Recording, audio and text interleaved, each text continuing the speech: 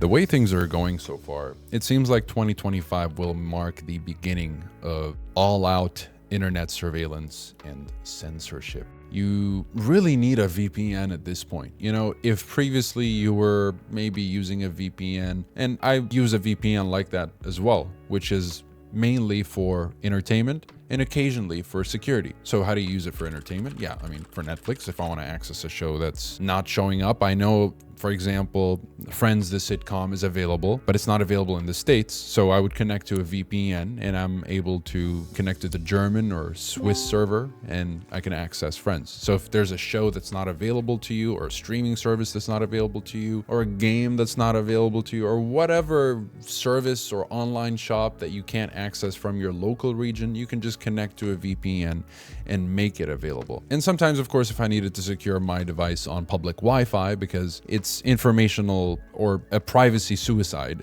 to operate a device on public Wi-Fi, especially if you're on your laptop, it's not really recommended. So previously, this was when I would kind of recommend using a VPN. But at this point, in 2025, it truly marks a turning point for online freedom if things keep snowballing into a worse and worse situation. New laws are reshaping the internet in the UK, which is the age checking through the Online Safety Act. And guess what? In the United States, YouTube is already rolling out the ID verification into effect. And similar laws are also rolling out in Canada, Australia, and the EU. So a VPN isn't necessarily just nice to have anymore. It's an essential everyday tool if you want any form of privacy, unrestricted access, and control over your own data. So yeah, again, in 2025, there's the UK Online Safety Act, which again is basically mandatory ID checks and face scans for sites like Reddit, Discord, Spotify, and YouTube.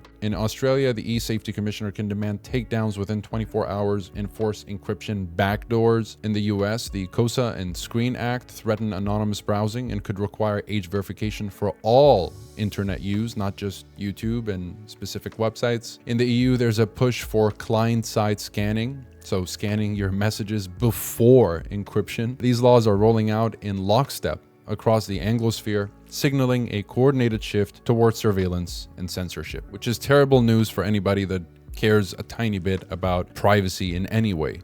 Imagine if, you know, how typically if you walk into a bar, maybe you're looking a little young, but you know you're over 21. The bouncer asks for your ID, you kind of flash it real quick, and that's it. But imagine every time you had to walk into a bar or a cafe or a library or a mall or a grocery shop or a supermarket. Not only do you have to flash your ID, you have to copy your ID, copy a face scan, and hand it over to the shop that you're walking into, plus a few other tidbits of information that are personal. Imagine having to do that over and over again. That's a terrible deal for anybody. Imagine just keeping your door open. Maybe you're at home, you're sitting, you're in your underwear or whatever, and you're keeping your door open for everybody to see whatever it is that you're doing in your house. So this is what it feels like, essentially, to have to identify yourself if you want to watch YouTube or comment on Reddit or browse X. So there's plenty of risk really here. If you're without a VPN at this point, you have total loss of anonymity. Your government and ISP will be tracking all of your browsing and streaming activity. Content will be removed or restricted based on region or politics. And of course, besides the public Wi-Fi dangers, hackers intercepting your logins and bank information and personal messages. But you don't even have to worry about hackers anymore. You got to worry about your government. So what a VPN will do, essentially, let's say if I connect to the Swiss server right here, right? Previously, I think I was connected to the Italian server. So if I go to what is my IP address, you'll notice that it says I'm in Italy. So using ExpressVPN here, now that I'm connected to the Swiss server, if I just hit refresh, you'll notice that it'll say, I'm now in Switzerland. So what a VPN does essentially is it scrambles your traffic. It encrypts your traffic so that, whatever you're doing online will not be readable by anybody. Now you might say, okay, well, it'll still be readable by the VPN itself. And that's true. But if you're using a reliable VPN that promises to not retain your information, then you're good to go.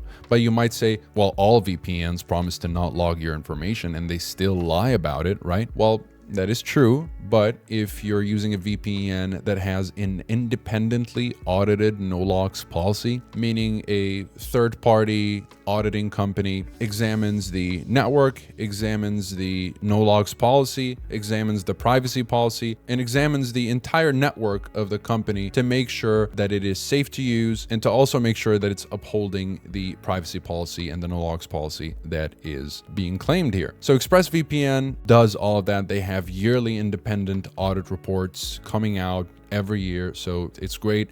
It's one of the best VPNs out there, really, especially if you want something that is very easy to use. And, there's other stuff, of course. You don't even have to pay for a VPN. If you want a free one, just go with Proton VPN. But you will be facing limitations like only 3 locations available, and you're going to be limited to 2 megabytes per second, I believe, something like that. But the cool thing is that there's no data cap with Proton VPN, so you can use it as much as you want, even though it's free. But because the free servers are very congested and they're limited as far as speed, it's not going to be the most consistent VPN experience, and you're going to be pretty much hindered as far as speed, but you can still operate, granted, at low speeds. Okay, so basically what I would recommend, there's also other VPNs like Nord and Surfshark. Either way, I'll link everything in the description down below. But what you want to use a VPN for, essentially, starting July 2025 or August 2025, one of the main reasons to use a VPN, again, it's no longer just for entertainment and securing your device while you're on public Wi-Fi, but it's also to avoid handing over your ID or facial scans for basic internet use. It's to access political or sensitive content blocked in your country. Of course, you can unlock streaming services like Netflix, Hulu, and Disney Plus, and different libraries of these streaming services. And it's for you to stay safe on insecure networks like coffee shops, hotels, and airports, and so on. Okay, so that'll be it for this video. Hopefully all these laws will be reverted. I know there are plenty of petitions, and at least 500,000 people have signed these petitions to revert the Online Safety Act in the UK. But I'm not sure what's going to happen in the States, in Australia. And you bet your bottom dollar the government is going to try to push for this as much as possible, just like they tried to push for this back in the C19 days with the digital ID, and it didn't really work. People pushed back. Now they're trying it again, and we absolutely have to push back. So you can start pushing back by using a VPN. You don't even have to, again, I'm not trying to sell you the VPN here with Express. I'll drop a link, of course, which will give you a nice discount, but you can still go for the free version of Proton VPN if you don't want to pay for the VPN. But considering today's climate with surveillance and censorship, I think it's wiser to just have a fully fledged VPN service that is ready to go, locked and loaded in all of your devices, in your tablet, in your PC, in your laptop, in your mobile device, any device that you have. And luckily, these VPNs that I've recommended are compatible with all these devices. So that'll be it for me today. I'll leave everything you need in the description below. And thank you so much for watching. Stay safe out there. I'll see you in the next one.